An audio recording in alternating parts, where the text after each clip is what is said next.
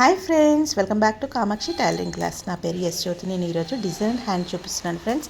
నేను organza cloth తీసుకున్నాను, satin cloth కూడా తీసుకున్నాను. హ్యాండ్ పొడవు వచ్చేసి 6 ఇంచెస్, హ్యాండ్ విడ్త్ వచ్చేసి 15 ఇంచెస్.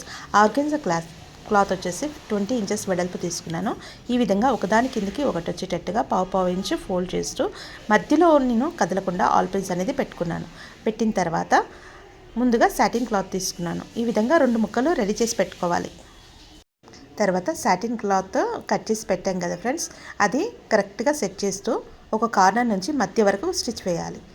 కింది భాగంలో కూడా అదే విధంగా స్టిచ్ వేయాలి.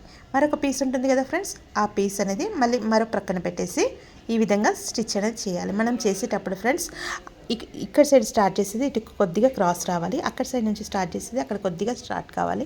మధ్యలో కొద్దిగా లైట్గా వీ షేప్లో వచ్చేటట్టు చూసుకోవాలి. ఈ విధంగా స్టిచ్ అయిన తర్వాత ఎక్స్ట్రా క్లాత్ని దగ్గరికి కట్ చేసుకోవాలి. తర్వాత మనం లైనింగ్ అనేది స్టిచ్ చేసి రెడీగా పెట్టుకోవాలి.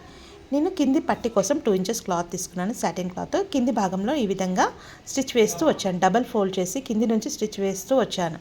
తర్వాత అదే క్లాత్ని మడిచేసి, అంటే మధ్యలో నేను లేస్ పెడుతున్నాను ఫ్రెండ్స్, లేస్ అనేది మధ్యలో పెట్టేసి అదే క్లాత్ని ఈ విధంగా మడిచేసి స్టిచ్ అనేది వేస్తూ రావాలి.